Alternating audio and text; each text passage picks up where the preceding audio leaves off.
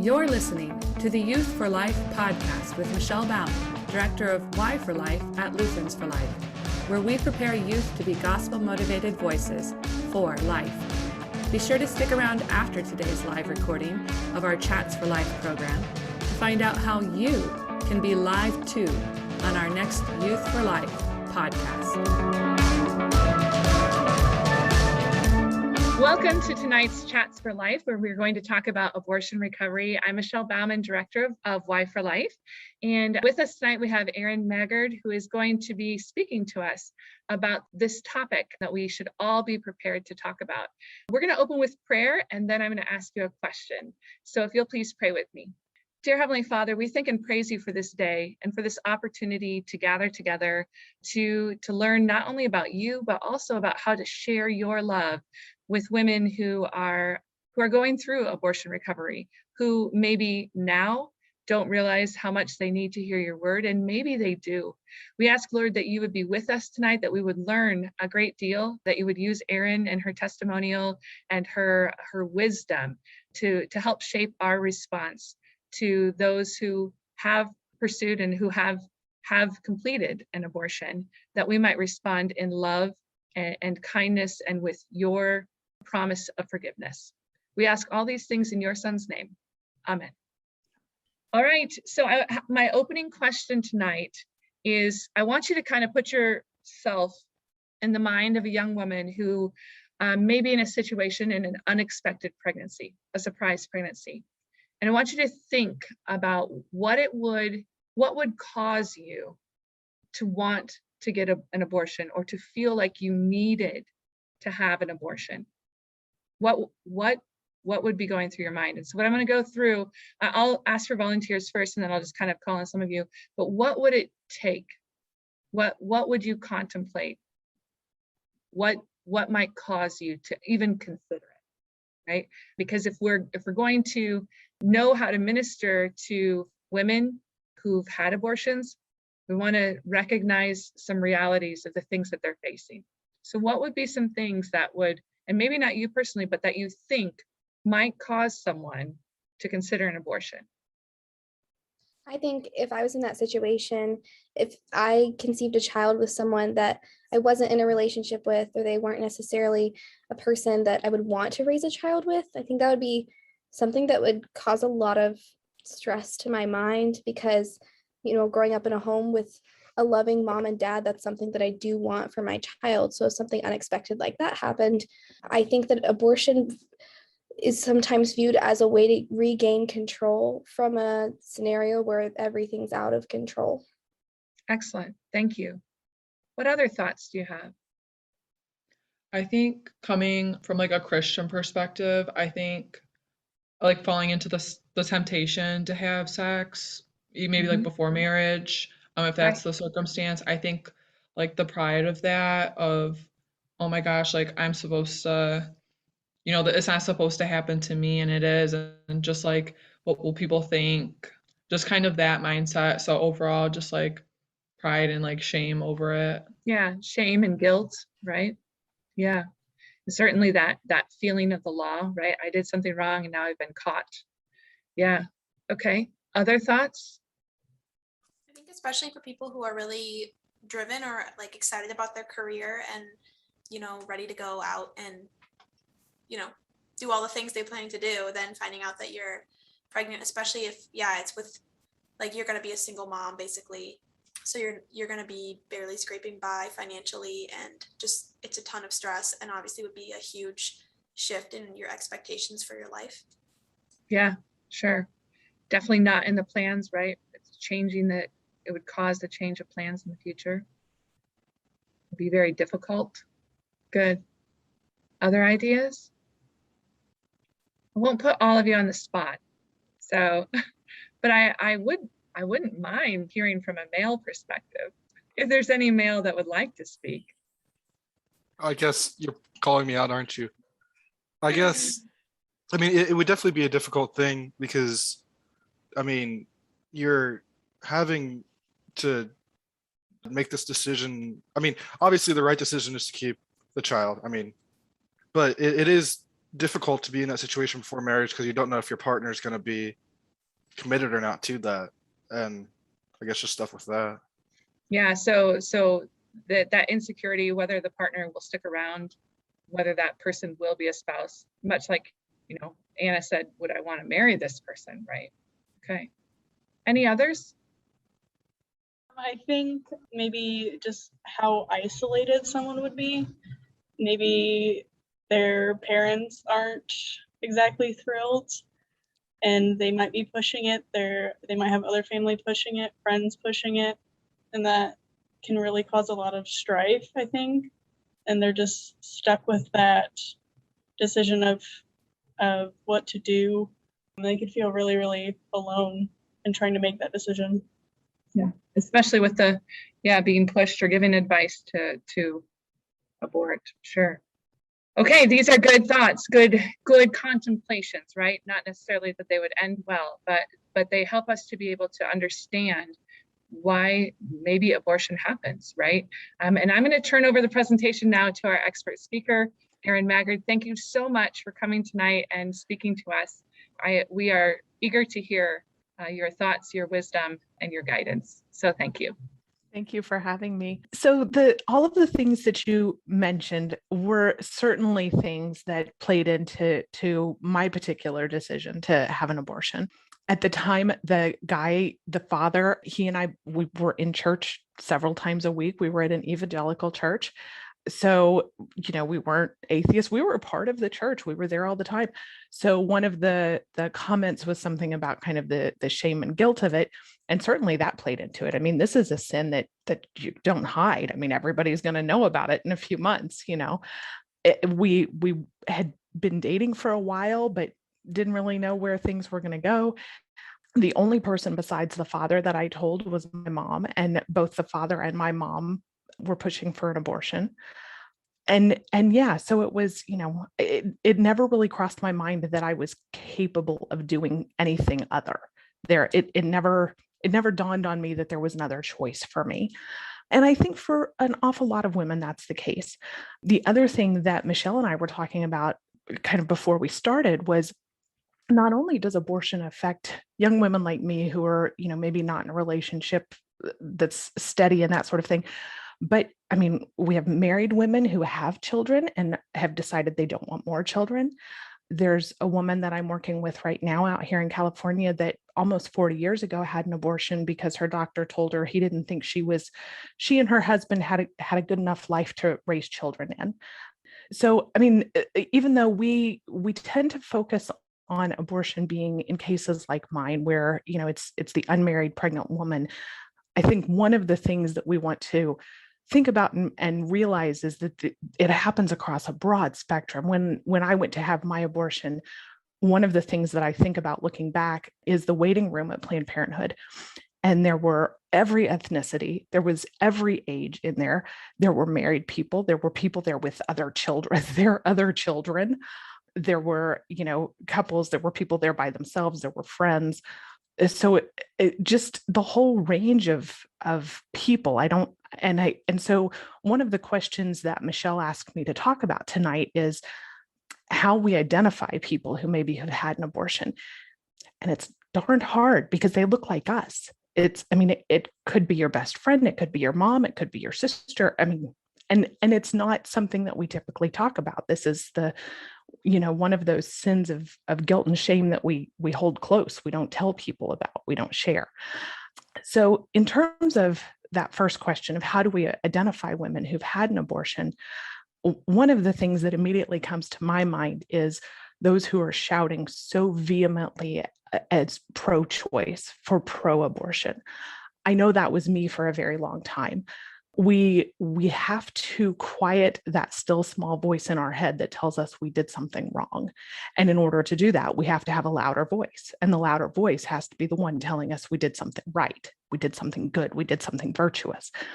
And so often the people who are so loudly shouting, certainly the Shout My Abortion crowd, but even those who are very vehemently shouting for pro-choice, for pro-abortion, I think quite often that if they don't have abortions in their own past, I think they quite often have abortions in those around them have suffered from that.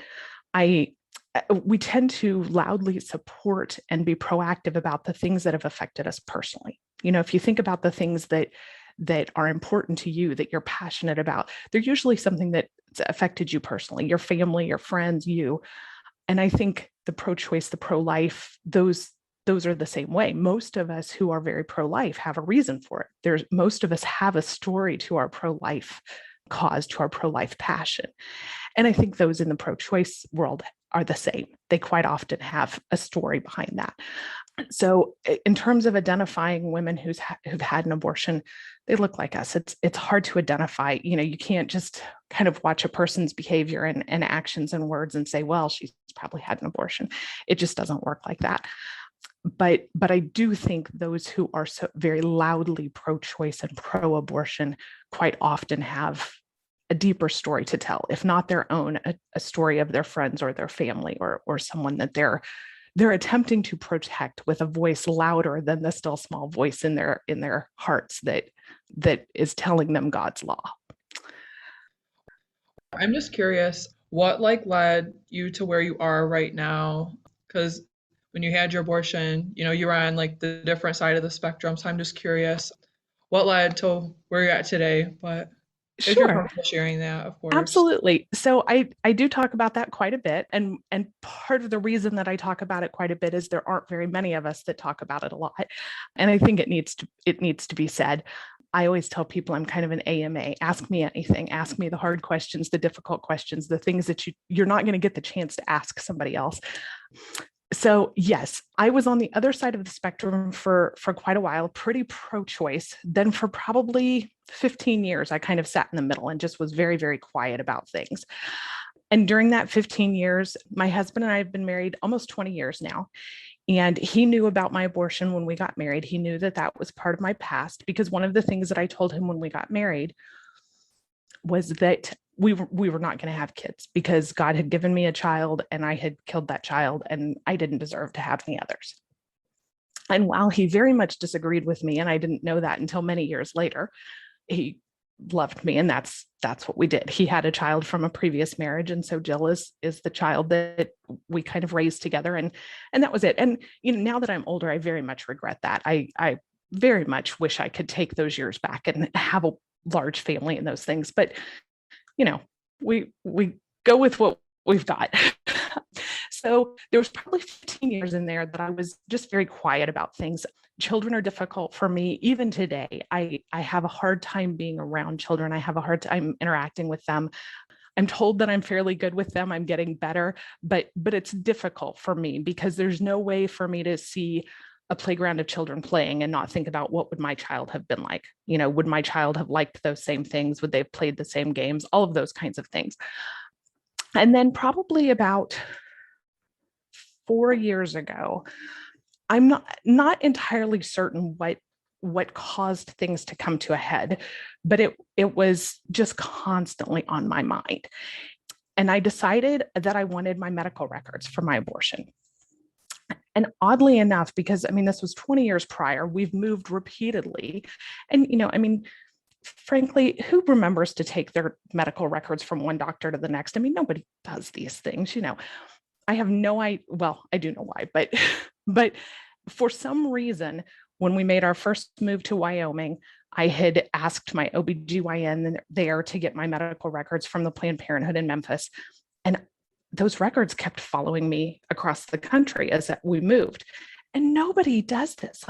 This is the most bizarre set of circumstances. At any rate, I got my medical records, and they, I thought I knew what to expect.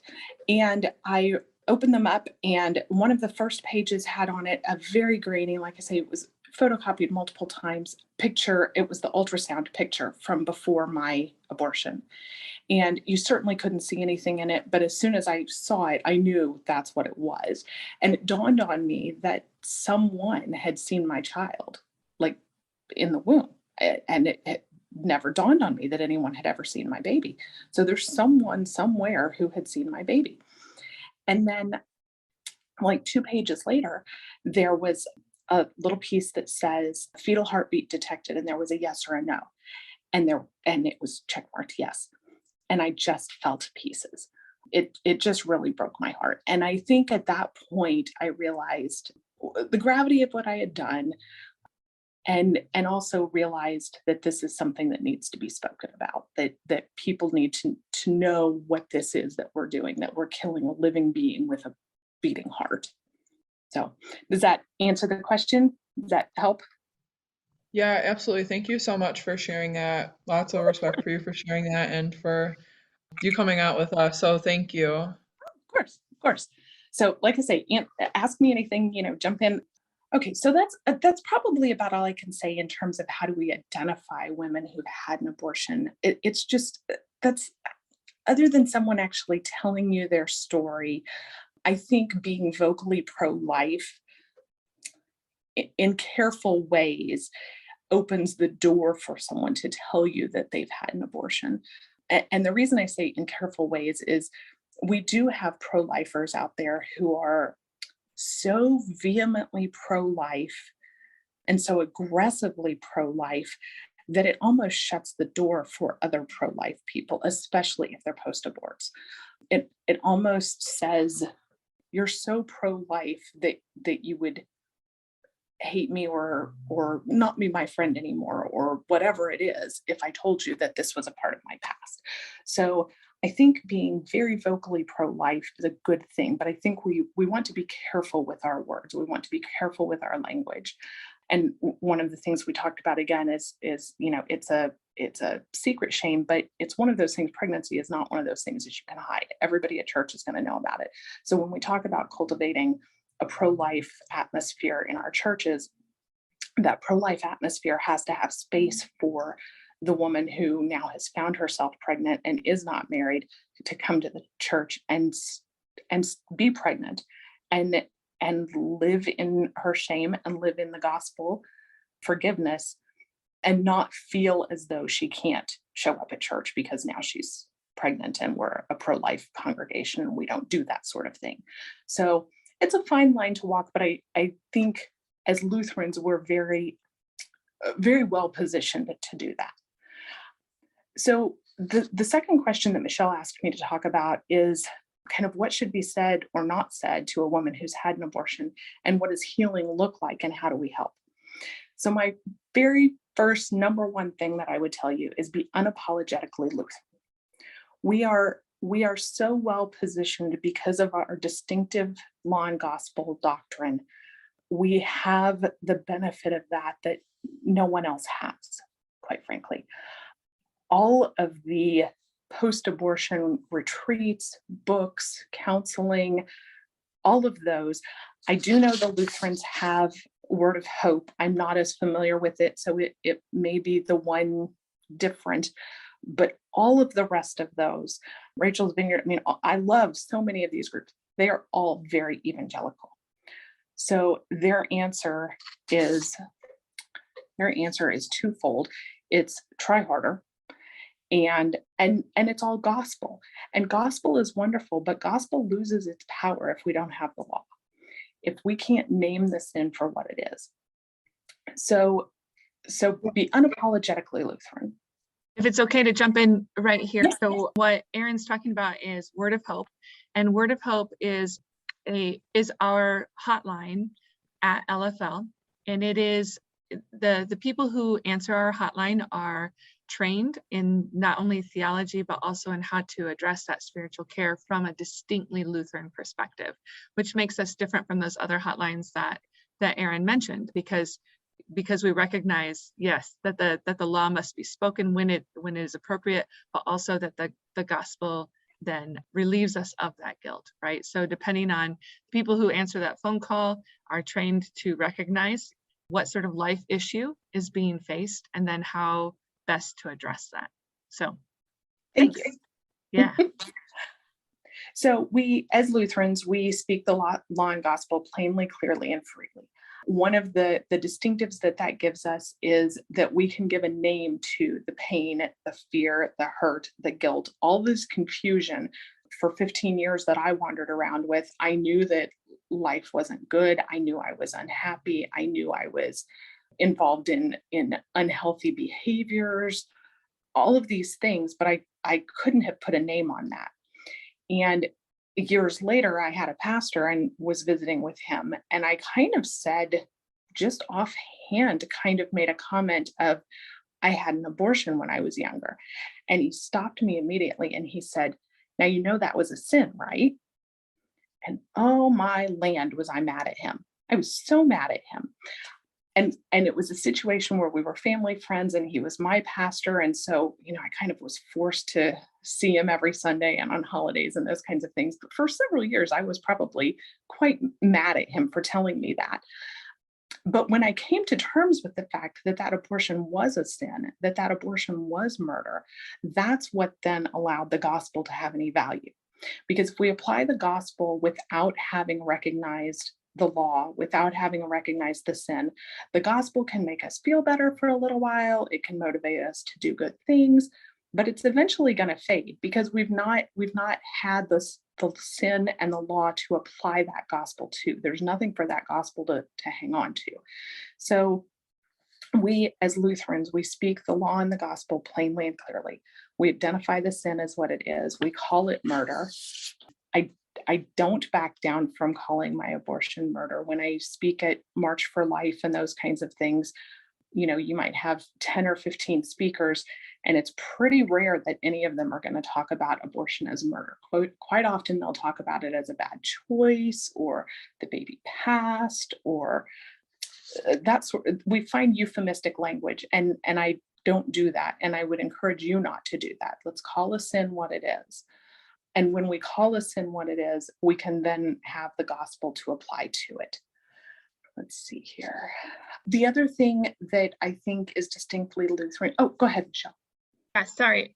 I have a quick question. So when you talk about calling a sin what it is, do you think that there's a relational component with that? I mean, should we stand on street corners and say abortion is a sin? Or is that something that we have in a conversation, you know, with someone that we have a relationship with? What's the line there? I certainly understand the question. I tend towards, we always call it what it is. Like I say, even when I do March for Life speeches to non-Lutheran groups, to general public, I'm still going to call it a sin. I'm still going to call it murder. I think we don't change our language in that way. It's a good question, but I think we don't back down from calling a sin what it is. You know, it's a sin whether we want to hear it. It's a sin whether we want to recognize it. It's still a sin, and I think we stand firm in calling it that.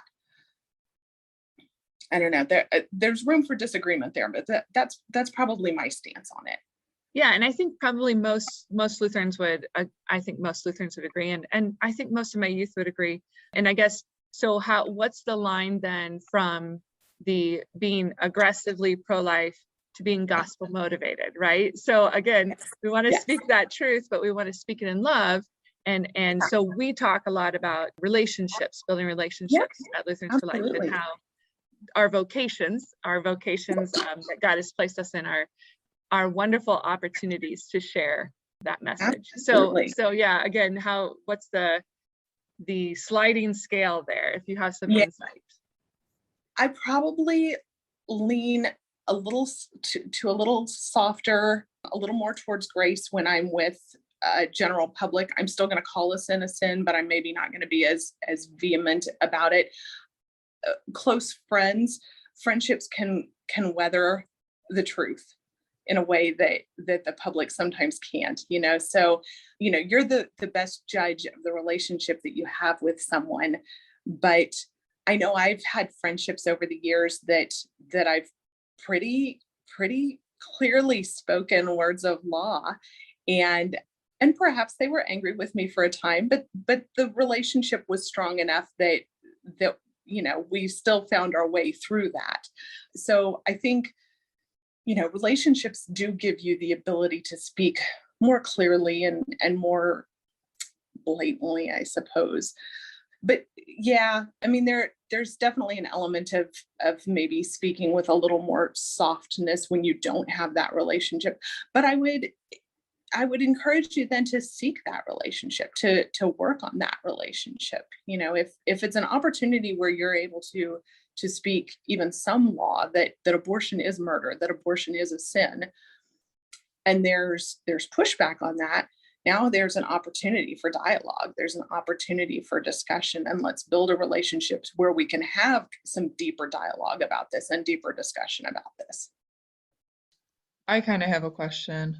Sure. So I guess like going off that, just like how important it is to emphasize how abortion is a sin and it's murder. I guess going back to your circumstance, Erin, I know you said like you hadn't told anybody really, except for just a small amount of people. What if you had to say, and maybe like this isn't measurable, but if there was like a one-liner that someone maybe would have told you that like would have changed your mind, if you can answer that, or if you have like an idea of what you think maybe could have Sure. helped you. Sure. So I have an answer and I have a story. So my story is when I went to have my abortion, I actually had to go twice because the first time I was not in a good emotional state. I was hyperventilating and just, they couldn't keep my blood pressure down and that sort of thing. And the doctor said he couldn't keep me still long enough to perform the abortion. So they doped me up with some Valium, sent me home, and made me an appointment for 2 days later to come back.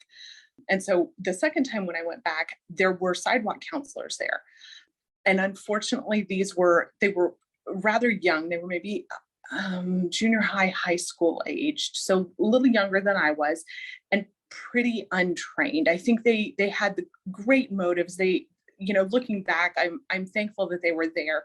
But one girl approached me as we were going in the second time and said something to me about, you don't have to do this. And I remember saying to her, how am I supposed to not do this? Who's going to help me?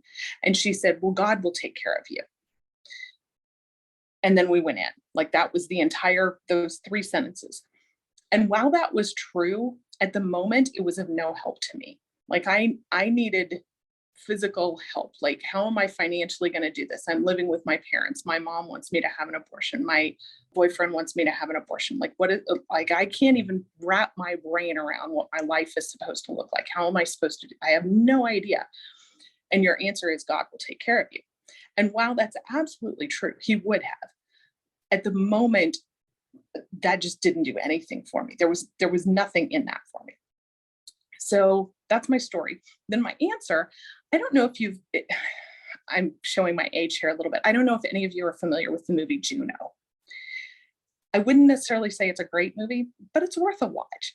The young woman in it gets pregnant and decides that she needs to put the baby up for adoption. And it's comical in some ways, but one of the things I think she's going to it's been a while since I've seen this. I think she's going to an abortion clinic, and one of her classmates meets her on the sidewalk and says, your baby has fingernails. And it stopped her in her tracks.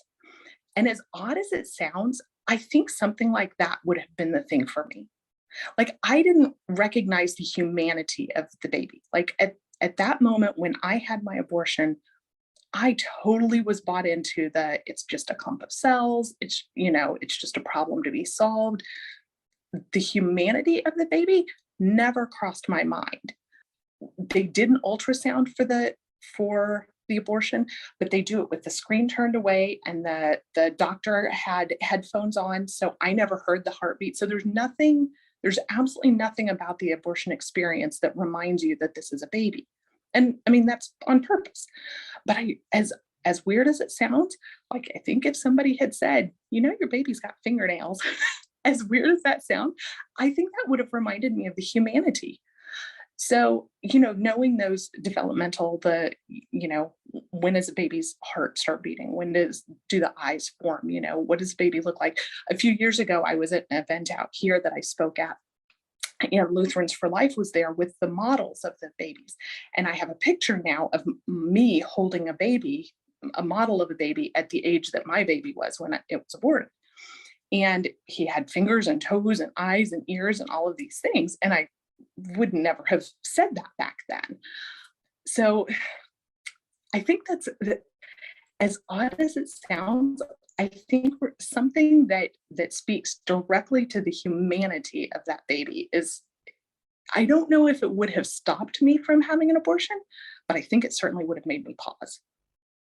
Yeah, thanks for sharing that. That's very powerful. Sure. So I guess the one other thing that I would kind of mention is, right now, abortion is obviously huge in the news. So last year, I got off Facebook for the first time in a very, very long time, and I haven't been back on. And really, my primary reason for getting off Facebook was the abortion discussion. And while I was following people on the pro-choice side because I like to kind of keep a pulse on what's being said there.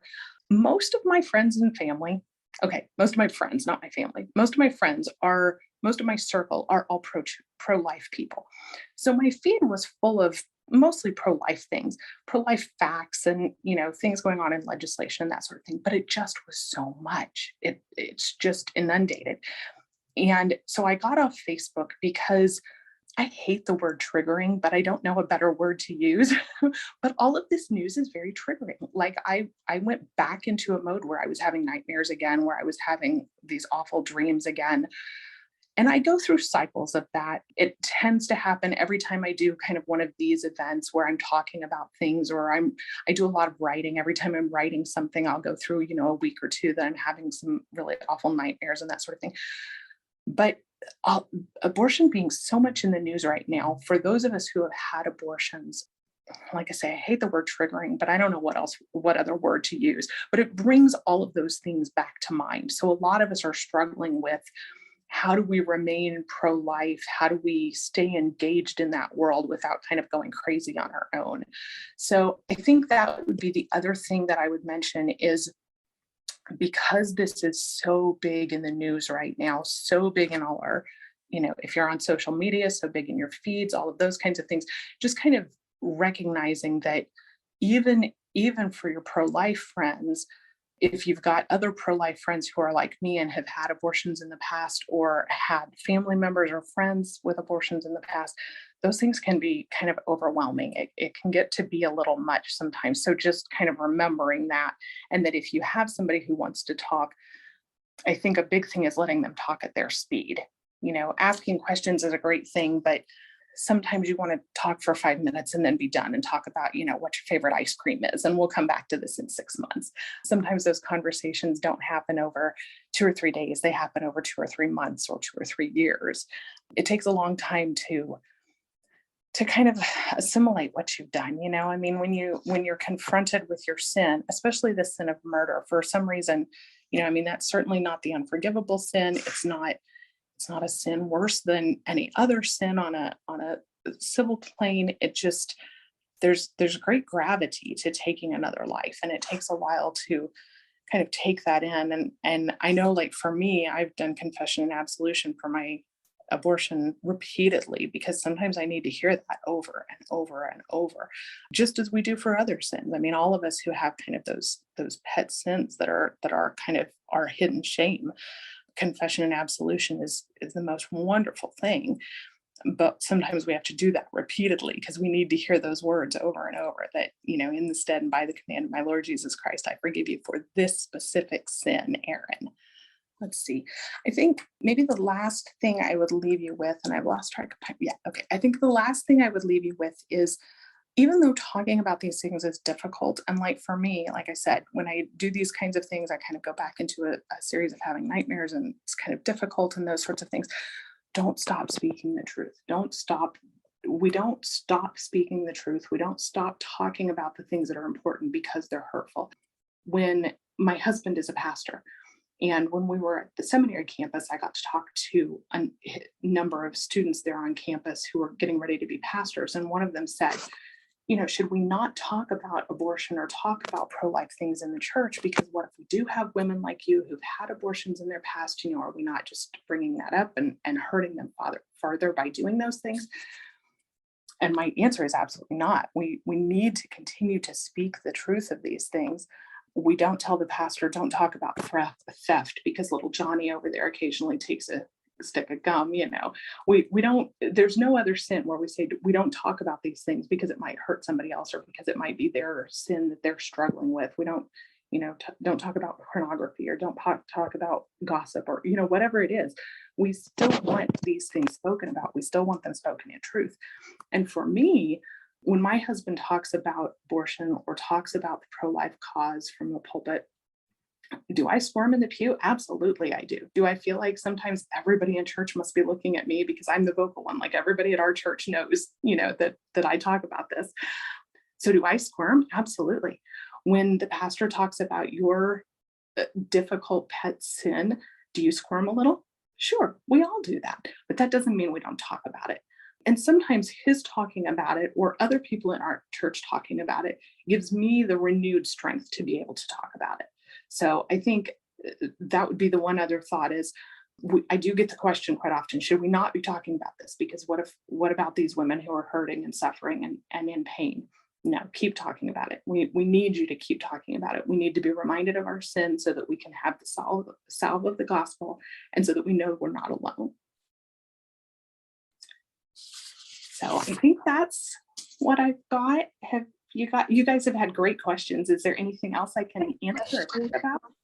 I have a question. So when you left the abortion clinic, as pro-lifers, we care about the woman before she goes in the clinic and also after, regardless of the decision that she made. So what do you wish that somebody told you right after you had your abortion? Like, would you have wanted someone to give you healing resources after, or did you need time to process, or how long? I guess you mentioned your medical record. That's when you kind of had that realization, but do you think if there was someone on the sidewalk giving you healing resources, like, would you have taken those? Honestly, I probably would have, because I'm a docile sheep and I just take what you hand me. And I probably would have thrown it on my counter. And a week later, I'd have gone to throw it in the garbage and taken a second look. I think that's a good idea. I think there is value in that, even if the woman doesn't necessarily stand there and talk with you. Now, I will say, like I say, my abortion's 25 years now. And back when I had mine was a vacuum suction abortion. I was awake for the whole thing. There was no anesthesia or anything. Abortions are very different now. They use anesthesia. There's the chemical abortions. There's even tele-abortions now. So abortion is very different than when I had mine. There are still surgical abortions, but they're less and less common. And unfortunately, the surgical abortions tend to be now more later term. So the situations are somewhat different, but even so, I think there's value in that. I do think there's value in offering to women coming out of an abortion facility, saying, if you need medical resources or somebody to talk to, here's a pamphlet, just take it home with you. I would doubt that anybody's in a frame of mind to have a good, reasonable conversation, but to hand somebody something and just say, we love you, here's some resources if you need some help with medical or emotional things later on. I think there's value in that. Yeah. Okay, thank you. Sure. I have a question as well. I know you mentioned kind of near the beginning about making sure that your church is like a welcoming place, because obviously there is that shame if you do end up pregnant and keeping the baby is the right thing. But then also talking about law and gospel, how as parishioners or like fellow parishioners do you approach somebody that is conceived out of wedlock and maybe isn't repentant about it, or like what would you say your attitude towards that person should be? So we're talking about someone who is at church, out of wedlock, obviously pregnant. Yeah, like someone that is choosing life, which is obviously a good thing, and you want to support that, but also They should see their sin. I think me as a parishioner, I would go full gospel with that. I would, anything they needed to help, especially physical resources, just, offering to help, offering to be an ear, offering to go with them to doctor's appointments or buy wipes or do a baby shower or that sort of thing. And I think I would leave the repentance and the law to the pastor. The pastor is the holder of the office of the keys, and that those conversations about repentance and what that looks like and how that happens, I think those are for the pastor to handle.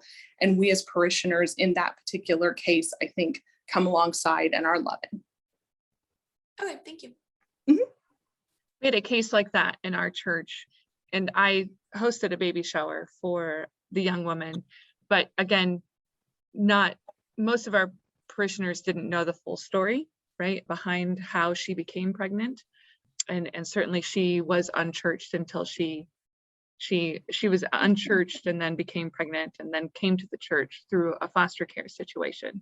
And so, yeah, in those situations, she was just overwhelmed by what Christians do, the outpouring of love and the outpouring of support.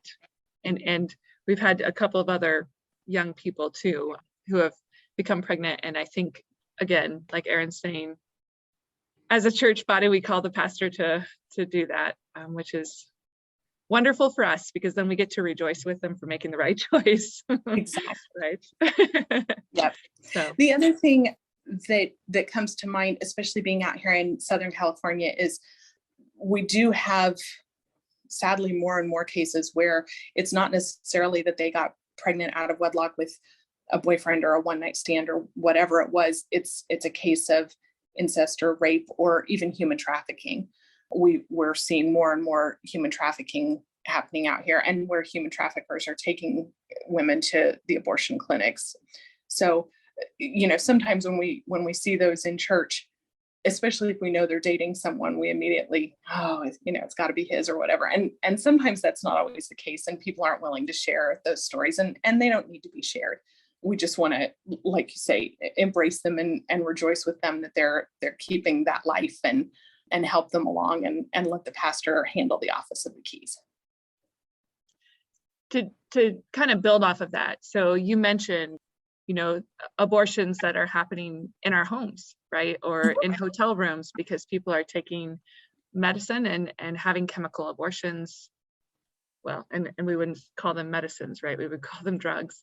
But recognizing that, so you have a woman who is now trying to get rid of something that she doesn't want, a child that she doesn't want others to know about. And now she's also living with this guilt, right? And facing the loss, physically the loss by herself, right? Whether she's giving birth on the toilet or other places, which is a very, what a graphic thing to have to go through alone.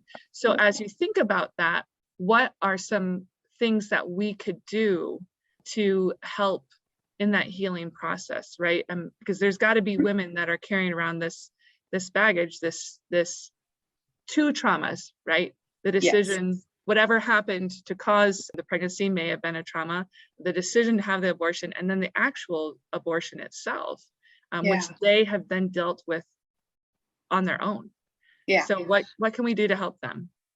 So one of the things that I've discovered in the last couple of years that's really been a wonderful thing for me that I didn't know about until I started speaking publicly is that all over their country, there are memorials and grave sites of aborted babies. And they're quite often in cemeteries, quite often at Catholic cemeteries, but they're all over the country. A lot of them are abortion memorials, but there are many, many grave sites of aborted remains as well throughout the country. There are several times a year that there are services held at those places across the country. And then like those grave sites, they're there year round. So I've discovered being involved in and helping plan, helping participate in those kinds of services is really helpful. But I also love when we had the National Day of Remembrance was in September, and I helped plan the event here in Southern California that was at a grave site. And the people that came to that event, that was such a boost for me, that there were people who cared about my child, that cared about these children, that even though I already had made that decision, that even though my child is already gone, there are people that are still fighting this cause, that are still thinking about me as a mother, that are still thinking about the father, that are thinking about the siblings and the grandparents and the friends. So I think one of the things that I have started doing when I talk to people that I find out are post-abortive is offering to go with them to these memorials or these grave sites.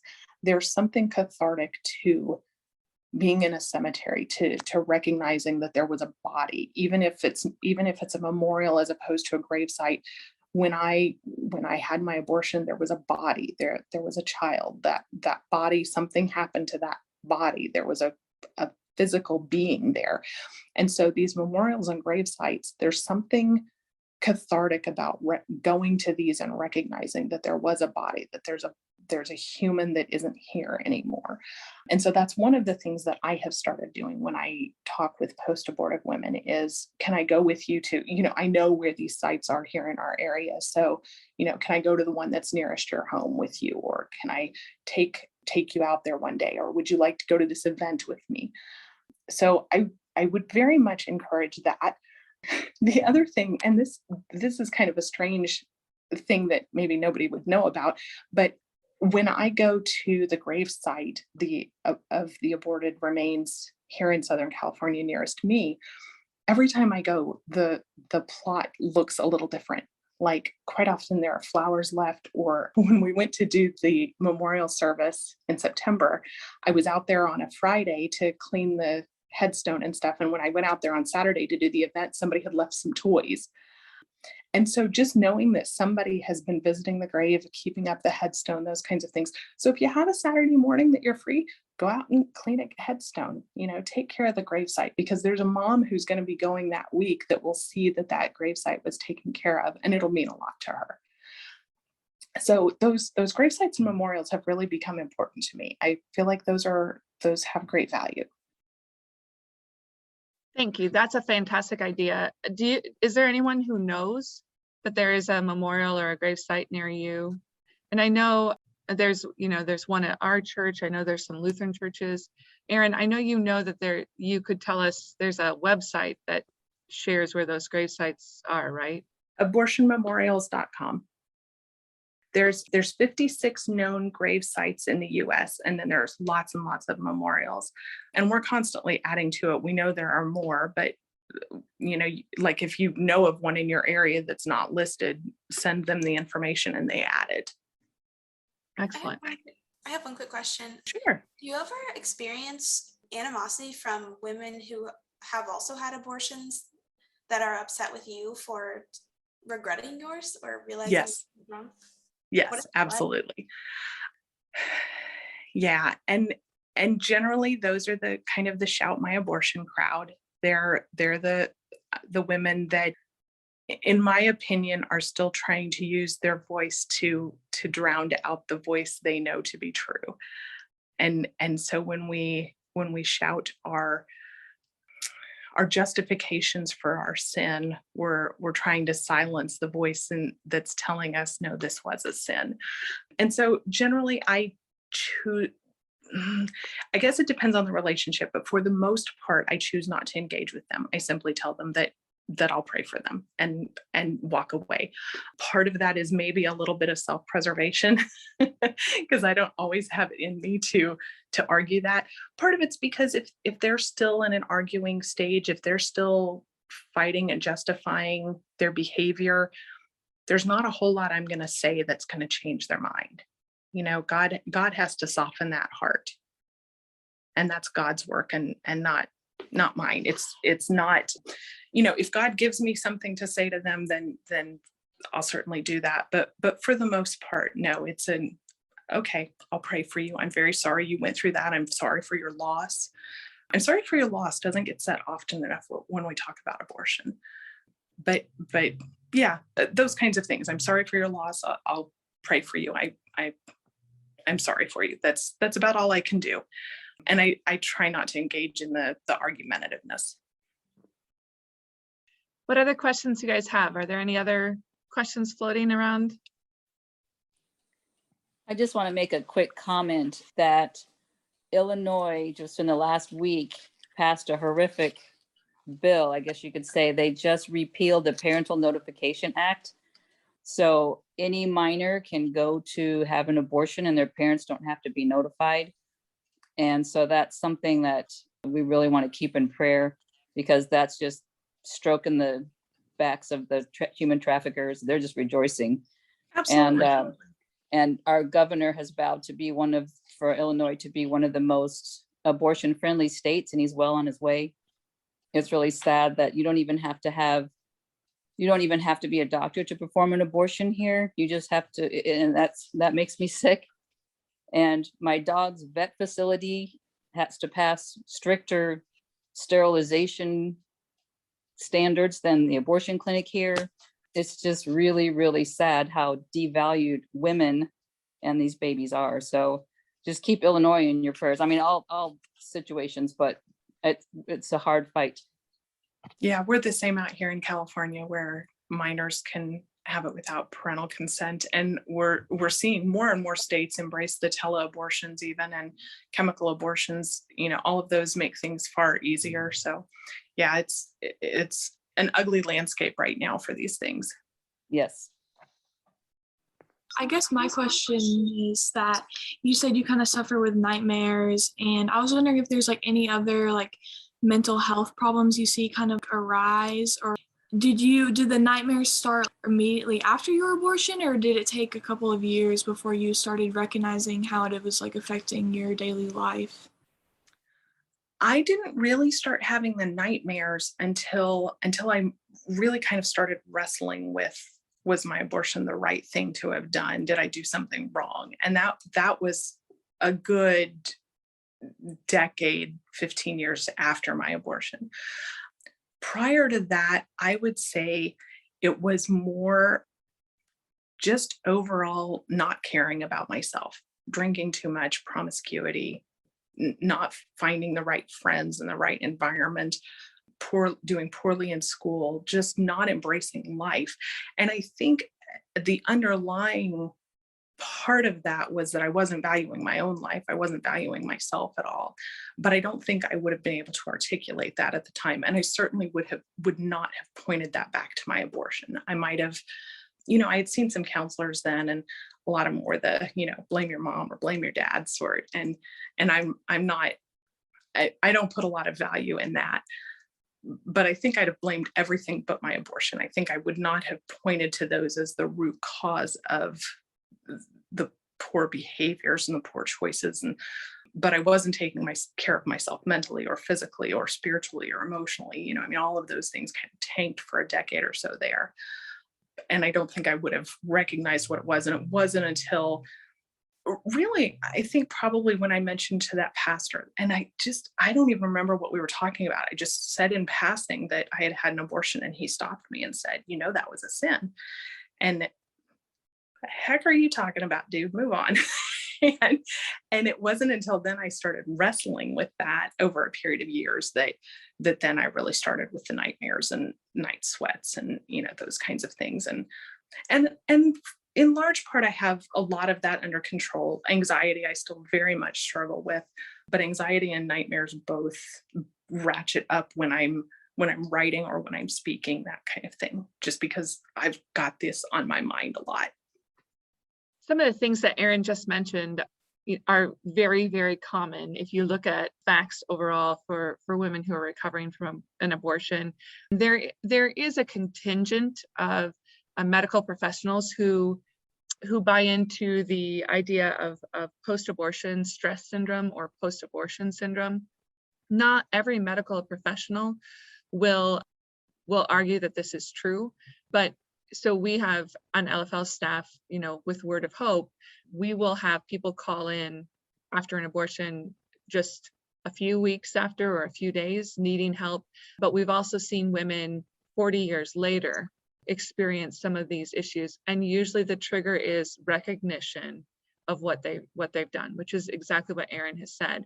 And so a lot of medical boards will not always recognize this as a true condition because there's no predicted starting point or predicted end point. But anyone who works with post-abortive women sees these commonalities.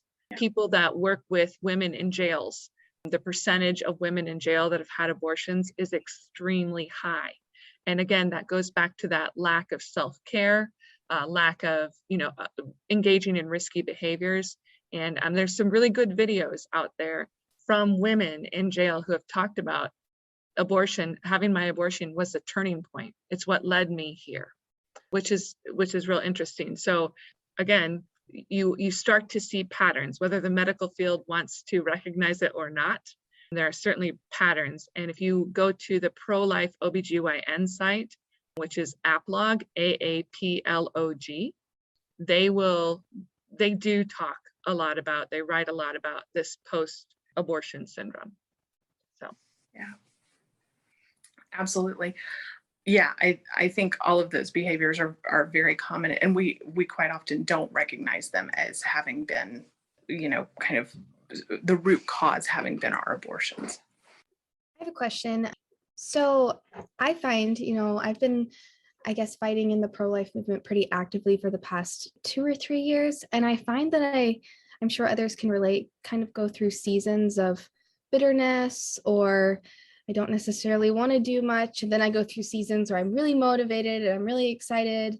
And then I go through seasons of just sadness, because you kind of take a step back and realize what you're actually fighting is life versus death. And it's not just some political issue. You're fighting for lives. And I'm sure post-abortive women feel this even more in the pro-life movement because they've participated in that. So what's your advice for renewing strength in seasons where you maybe aren't as motivated, but you're still convicted to fight for the cause? So if it helps any, I go through the same thing. I have periods where I do lots and lots of writing, and periods where I do much less writing, and lots of speaking, and periods where I do much less speaking. And I think my suggestion would be twofold. One, when you have those periods where you're maybe more down, or just have less enthusiasm, or you don't feel like you've got the motivation or the strength or whatever, one, that's okay. Like, you don't have to be full on all the time. It's okay to take seasons of life to slow down and recharge and focus on other things for a little bit and then come back. Like, I think that's okay, but I think sometimes we get so caught up in it, this is life and death. Like, this is really important, that we feel like we can't let it go. Like, if we let it go, we're letting people down, or we're letting the movement down, or we're letting children down, or we're letting mothers down. I think sometimes we get caught up in that.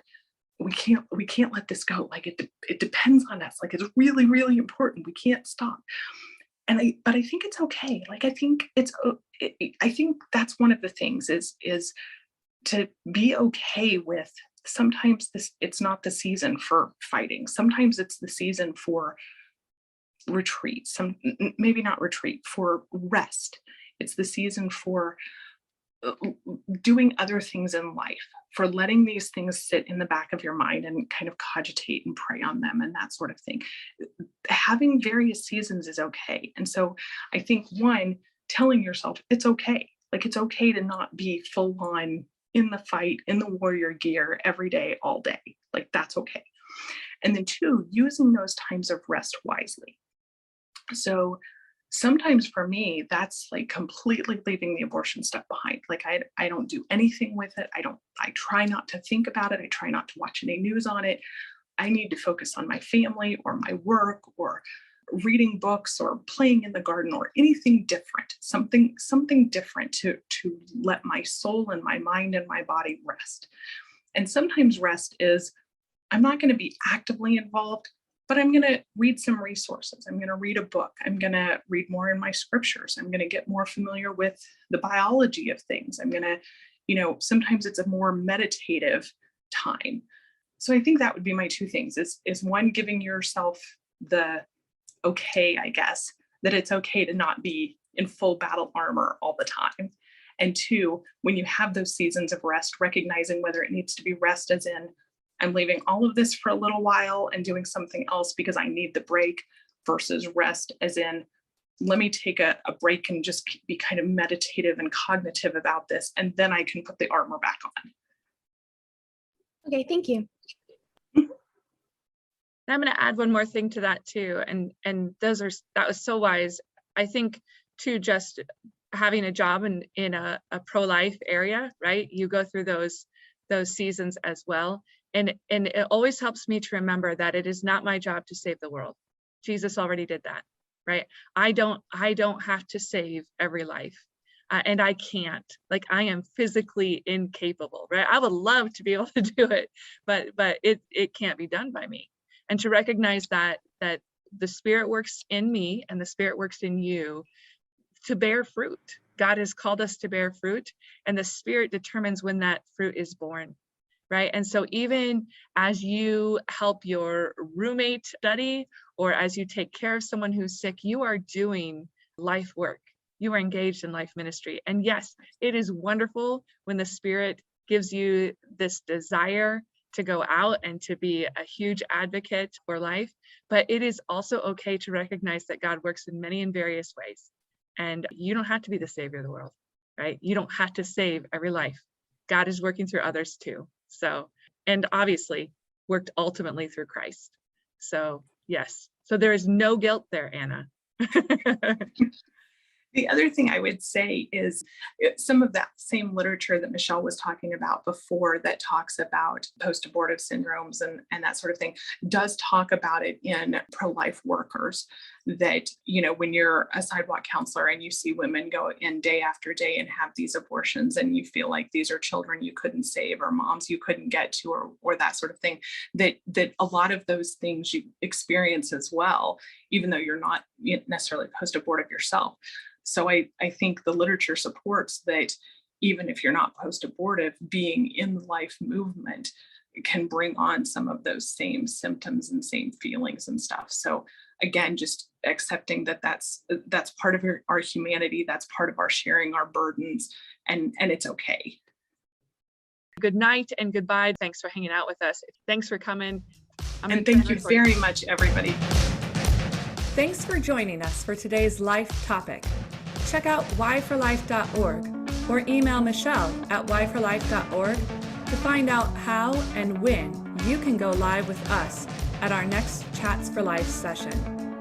Or join us next time right here at Why for Life Podcasts, where youth learn how to be gospel-motivated voices for life.